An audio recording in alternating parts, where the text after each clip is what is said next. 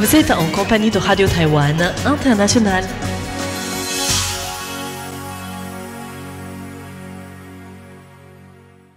Bonjour et bienvenue sur Radio Taïwan International. Vous êtes en compagnie de Valentin Floquet pour vous présenter le programme de ce samedi 5 avril 2025. Et pour commencer ce programme, je vous invite à écouter notre revue hebdomadaire de l'actualité dans laquelle nous vous parlons un petit peu de toute l'actualité taïwanaise qui s'est passée cette semaine en compagnie de Florian Dai.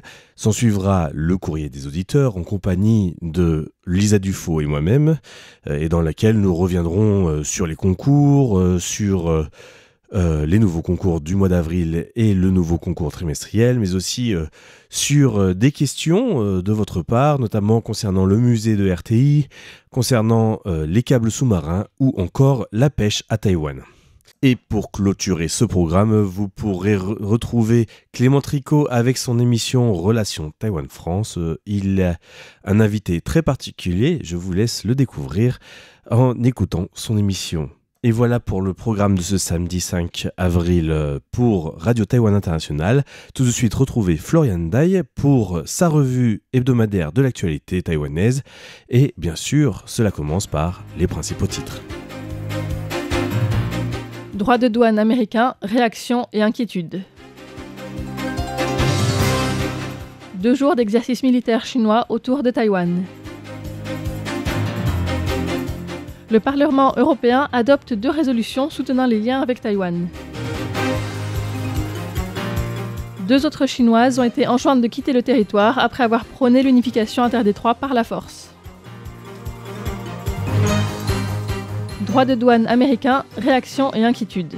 À la suite de l'annonce de la hausse des droits de douane pour toute une série de pays par Donald Trump cette semaine, à Taïwan, la classe politique, la classe d'affaires et le monde académique ont tous réagi en soutenant la nécessité de mener des négociations avec les États-Unis au sujet des 32% de droits de douane imposés sur les produits taïwanais.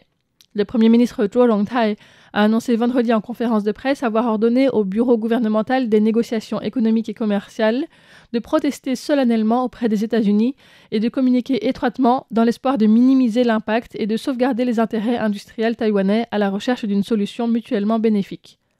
Le Premier ministre a également indiqué que les ministères concernés ont travaillé pour préparer le pays, pour gérer efficacement les risques et proposer un programme d'aide décliné en 20 mesures de soutien, pour un total de 88,1 milliards de dollars taïwanais, soit plus de 2,6 milliards d'euros d'aide, en fonction des caractéristiques de chaque secteur et des risques. 70 milliards de dollars seront alloués aux industries et 18 milliards à l'agriculture et à la pêche, pour fournir une assistance financière, mais aussi réduire les coûts administratifs, renforcer la compétitivité, diversifier les marchés, offrir des incitations fiscales et stabiliser l'emploi. Dachan Wu, professeur d'économie à l'Université nationale centrale, a souligné que bien que les semi-conducteurs, les produits pharmaceutiques et d'autres articles soient temporairement exemptés de ces droits de douane, la chaîne d'approvisionnement des semi-conducteurs et sa gamme d'applications sont vastes. Les produits 3C, l'automobile, les serveurs IA, les ordinateurs portables et d'autres produits sont ainsi touchés. Donc, les semi-conducteurs seront toujours indirectement soumis à des droits de douane, ce qui est inévitable et aura un impact conséquent sur Taïwan. Par ailleurs, l'économiste Zhou Dasheng, directeur de la Confédération des industries de l'Asie-Pacifique, craint ouvertement un risque de récession si les 3 moteurs économiques de Taïwan, à savoir exportation, consommation et investissement, se retrouvent à l'arrêt. Si les exportations s'effondrent, cela affectera la bourse, ce qui réduira la consommation des ménages. Dans un tel contexte, les entreprises n'investiront pas et tous les moteurs de l'économie risquent de s'arrêter. Une récession n'est donc pas à exclure et c'est pourquoi le gouvernement doit rapidement négocier fermement avec Washington. Dachan Wu a expliqué qu'appliquer des tarifs réciproques revêt un impact plus important sur Taïwan que sur d'autres pays, puisque les exportations représentent 65 à 70% du PIB de Taïwan, en particulier les exportations vers les États-Unis, qui ont connu une croissance rapide ces dernières années et représentent actuellement entre 15 et 20% du PIB de Taïwan. Selon les économistes de Bloomberg, les droits douaniers américains pourraient réduire de 63% les exportations taïwanaises vers le sol américain.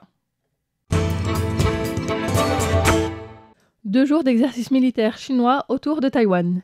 Le commandement du théâtre oriental de l'armée populaire de libération chinoise a annoncé à travers les médias publics chinois mardi 1er avril lancer des exercices militaires autour de Taïwan et a annoncé leur conclusion le lendemain soir par le même canal.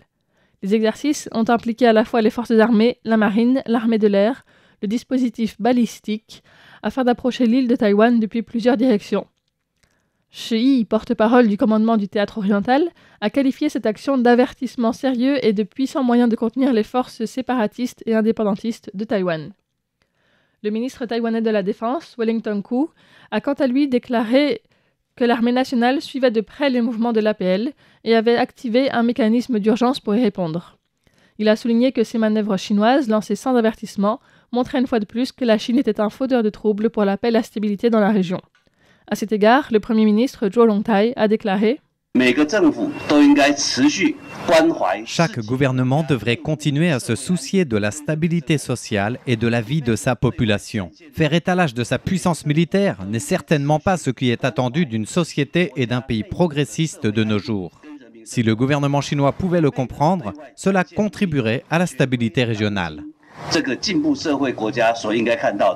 Karen Kuo, porte-parole du palais présidentiel, a déclaré que le maintien de la paix et de la stabilité régionale était la responsabilité commune des deux rives du détroit de Taïwan. La détermination de Taïwan à cet égard reste inchangée, a-t-elle souligné, appelant la Chine à respecter l'ordre international fondé sur les règles et à contribuer à la sécurité, à la stabilité, à la prospérité et au développement de la région. Selon le ministère de la Défense taïwanais, ce sont au total 153 avions militaires, 44 navires de guerre et 12 navires de police maritime chinoise qui ont été détectés dans le détroit de Taïwan et dans l'ouest de l'océan Pacifique sur les 2 jours. Le porte-avions chinois Shandong se trouvait mardi à 220 milles nautiques au sud-est de Taïwan. Le ministère de la Défense a souligné que les forces taïwanaises des 3 armées ont surveillé étroitement la situation pour y faire face. Les États-Unis ont réagi à la situation, mettant en garde contre le déséquilibre militaire croissant dans le détroit de Taïwan et soulignant la nécessité de contrôler la menace de Pékin et veiller à ce que Taïwan puisse maintenir une capacité d'autodéfense suffisante. L'Union européenne s'est également déclarée préoccupée par les manœuvres militaires, avertissant que de telles actions augmentent les tensions dans le détroit de Taïwan. Enfin, l'Union européenne et les États-Unis ont appelé à la retenue et au dialogue pour éviter une escalade des tensions dans la région. Le Parlement européen adopte 2 résolutions soutenant les liens avec Taïwan. Le ministère des Affaires étrangères taïwanais a remercié le Parlement européen après son adoption mercredi de 2 résolutions soutenant les liens entre l'Union européenne et Taïwan et exprimant l'inquiétude des députés européens face aux actions de la Chine, qui est, selon eux, à l'origine de l'escalade des tensions interdétroits. Le rapport 2024 sur la politique étrangère et de sécurité commune rappelle que Taïwan est un partenaire démocratique majeur de l'Union dans la région Indo-Pacifique, mesure l'importance de Taïwan pour la sécurité des chaînes d'approvisionnement mondiales, en particulier dans le secteur des hautes technologies, et demande instamment à l'Union et à ses États membres de coopérer plus étroitement avec Taïwan afin de continuer à renforcer les liens économiques, commerciaux et d'investissement. Le rapport condamne vivement les provocations militaires continues de la Chine à l'encontre de Taïwan et rejette de nouveau fermement toute modification unilatérale du statu quo dans le détroit de Taïwan, et dénonce également le fait que la Chine dénature en permanence la résolution 2758 de l'Assemblée générale des Nations unies, empêche Taïwan de participer concrètement aux organisations multilatérales telles que l'OMS et demande à ses États membres de soutenir la participation effective de Taïwan au sein des organisations internationales. Le ministère des Affaires étrangères taïwanais a remercié le Parlement européen à travers son porte-parole Xiao Guangwei. Nous allons approfondir nos partenariats avec des pays qui partagent les mêmes valeurs et défendre les valeurs taïwanaises de liberté et de démocratie. Nous sommes déterminés à promouvoir la démocratie, la liberté et la prospérité dans la région et dans le monde. 自由、民主与繁荣的决心。 2 autres Chinoises quittent le territoire après avoir prôné l'unification interdétroit par la force. Le ministère de l'Intérieur a récemment ordonné l'expulsion de 3 conjointes chinoises de citoyens taïwanais après que ces dernières ont promu sur les réseaux sociaux l'invasion militaire de Taïwan par la Chine, qualifiée dans leur publication de « mère patrie des Taïwanais ». Les autorités ont accordé aux 3 femmes concernées un délai de 10 jours pour préparer leur départ. La première, Liu Jianya, plus connue sur les réseaux sociaux sous le nom de Yaya, est rentrée en Chine le 25 mars dernier, soit quelques heures avant la date limite fixée par l'agence de l'immigration.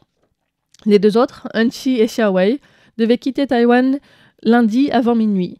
La première a pris un avion à destination de la Chine par elle-même lundi dans la soirée, tandis que l'autre est restée jusqu'au lendemain où elle a été expulsée du pays par la force dans l'après-midi. Les 2 Chinoises qui ont obtenu leur titre de séjour à Taïwan par leur mariage avec un Taïwanais ont récemment porté plainte auprès du tribunal administratif et attendent le jugement de ce dernier. China Airlines achète 20 nouveaux avions long courrier avec Airbus et Boeing.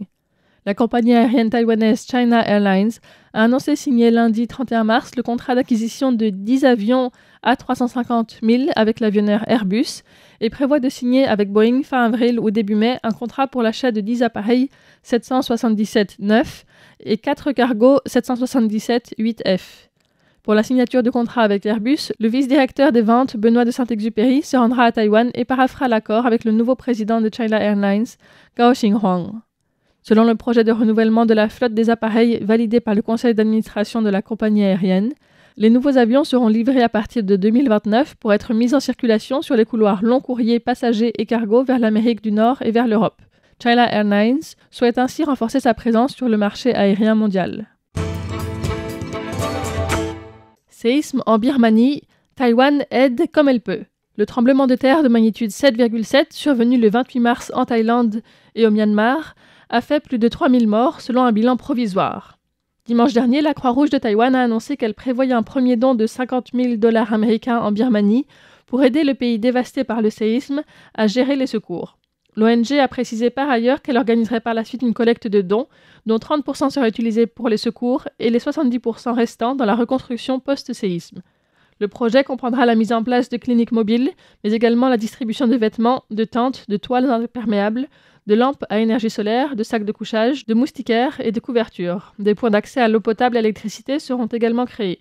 D'autre part, la société bouddhiste Lingzhou Mountain, fondée à Taïwan par un moine birman, s'est également efforcée d'apporter de l'aide à la région sous forme d'une soupe de riz distribuée aux habitants des environs, mais aussi en apportant du matériel de première nécessité. Par ailleurs, la Commission des affaires des Taïwanais à l'étranger, la Fédération mondiale des chambres de commerce de Taïwan et la Chambre de commerce Myanmar-Taïwan ont tenu mercredi une conférence de presse expliquant le projet de réunir des dons et fournitures afin de les faire parvenir au plus vite au Myanmar, mais aussi d'aider les près de 4000 étudiants birmans se trouvant à Taïwan. Taïwan avait annoncé dès les premiers jours monter une équipe de premiers secours, incluant du personnel médical et les chiens, mais le Myanmar, qui a des relations étroites avec la Chine, n'y a pas fait appel. Un hacker chinois responsable de plusieurs cyberattaques, dont celle contre l'hôpital Mackay, démasqué par la police. Le bureau des enquêtes criminelles de la police taïwanaise a indiqué mercredi avoir confirmé l'identité de Crazy Hunter, un hacker responsable de plusieurs attaques menées en février et mars contre 11 écoles, entreprises et structures médicales à Taïwan, dont l'hôpital Mackay à Taipei. L'unité chargée des enquêtes criminelles en lien avec les technologies a identifié, grâce à l'analyse des informations collectées, un homme du nom de Luo, basé dans la province chinoise du Zhejiang. La cyberattaque par rançongiciel menée en février contre l'hôpital Mackay, la première de ce type menée contre un centre médical à Taïwan, avait rendu les dossiers de patients inaccessibles et provoqué la panne de plus de 500 ordinateurs dans les services de consultation externe et d'urgence de l'hôpital. Ce sont les données médicales de 16,6 millions de patients des différentes branches de l'hôpital à travers le pays qui avaient été volées lors de l'attaque, puis mises en vente par le hacker par la suite. Un mandat d'arrêt a été émis contre Luo, qui est soupçonné de plusieurs violations concernant notamment la protection des données personnelles et de troubles à l'ordre public. Taïwan compte se baser sur l'accord interdétroit d'assistance judiciaire et de lutte contre la criminalité, signé en 2009, pour retrouver le suspect. Le ministre du Travail présent à l'Aïd el-Fitr qui a rassemblé 20 000 Indonésiens à Taipei. Le 31 mars, les Indonésiens résidant à Taïwan se sont rassemblés pour fêter l'Aïd el-Fitr, qui marque la rupture du jeûne du Ramadan. Ils étaient plus de 20 000 à avoir bravé la pluie et le froid pour se rendre au mémorial Sun Yat-sen pour participer à l'événement organisé par le Bureau économique et commercial indonésien à Taipei et l'association Nadlatul Ulama Taïwan. Une trentaine d'autres prières de l'Aïd el-Fitr se sont par ailleurs déroulées dans d'autres villes de Taïwan. Le ministre du Travail, Hong Sun-han, était présent à Taipei et a prononcé un discours dans lequel il a remercié les travailleurs indonésiens pour leur contribution à l'économie et à la société. Il a rappelé que Taïwan comptait actuellement plus de 800 000 travailleurs migrants, dont le premier pays d'origine est l'Indonésie. Parmi les 300 000 Indonésiens à Taïwan, près des 2/3 sont des aides à domicile, qui constituent environ 80% des aides à domicile étrangères à Taïwan. Le ministre s'est engagé à ce que le gouvernement taïwanais améliore leurs conditions de travail, y compris leur rémunération. Il a souligné qu'une attention particulière devait être apportée aux conditions de travail, les accidents de travail touchant proportionnellement davantage de travailleurs migrants que de Taïwanais.